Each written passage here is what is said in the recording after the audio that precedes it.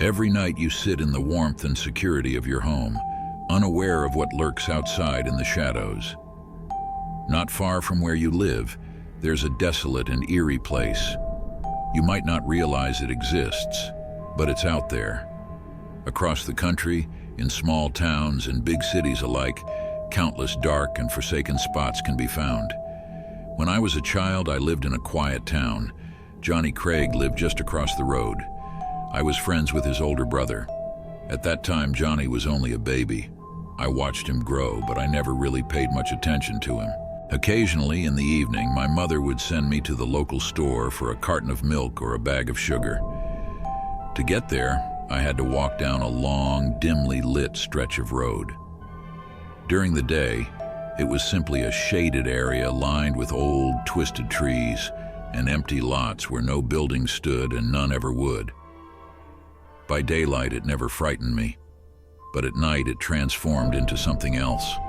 A desolate place, a place shrouded in darkness and mystery, a place that filled me with dread and fear. There were no houses in sight, no streetlights to guide the way. It was as dark as possible, blacker than the deepest night.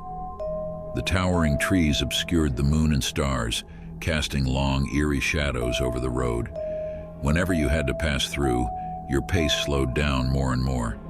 It felt like entering a pitch-black tunnel. Behind you, there were the comforting lights of homes, the hum of cars, and the footsteps of people on the sidewalks. But in front of you lay a long, desolate stretch of darkness where anything could be hiding, anything at all. Each time I had to walk past that spot at night, a deep sense of dread would wash over me. I always wished someone would appear so I wouldn't have to face the darkness alone. But no one ever came. As I walked down that shadowy stretch of road, my eyes stayed glued to the trees, half expecting to spot something or someone lurking in the blackness. Maybe it was the bogeyman.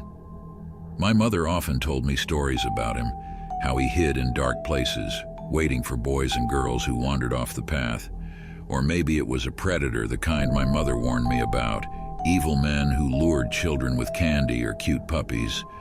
Or perhaps it was something else, something far worse. Out of the corner of my eye, I would catch glimpses of distorted shapes crouching in the darkness, lying in wait for the perfect moment to leap out and attack me. In that silent, desolate stretch, they would tear into me, rip me apart, and do unspeakable things, and no one would ever see me again. I'm not sure what I truly expected to find lurking in that isolated place at night. My imagination always got the best of me. In my mind, it was a monstrous creature, somewhere between beast and man. It had long, thin limbs with massive, razor-sharp claws. Its skin was wet and slimy, and its eyes glowed like embers. I pictured it hiding in the branches of those ancient trees, silently dropping down to stalk the unsuspecting boys and girls who dared walk that dark, lonely road at night. One night, it nearly caught me. I was walking down that deserted road when suddenly the light ahead vanished. That's when I knew. It was there, waiting in the darkness. I could sense it. Panic surged through me, and I started running, desperate to escape. But I could feel it behind me, closing in. Its hot breath was on the back of my neck. I ran. I ran as fast as my legs would carry me until I thought my heart might explode. It nearly had me in its grip, but somehow I got away. When I finally reached the safety of my home, I looked in the mirror and saw a long, jagged tear in the back of my shirt, as if sharp claws had swiped at me and missed by just an inch. That terrified me. From that night on, I dreaded walking down that lonely road more than ever. One night, I won't come back, I warned my mother. She just laughed and dismissed my words as childish. There's something out there in the dark. There's nothing in the dark that isn't there in the light, she assured me. What do adults know about the world? They think they know it all. They put their faith in what they read, but they only read what's in newspapers or on TV. They drive around in their cars, never having to walk anywhere at night. They have no idea what happens out there in the dark. In those desolate, lonely places where no light shines, the darkness clings to the earth like a mist, and no bird ever sings. I knew they wouldn't believe me. I knew there was no way to convince them that someone lived down there among the trees on that dark and lonely stretch of road.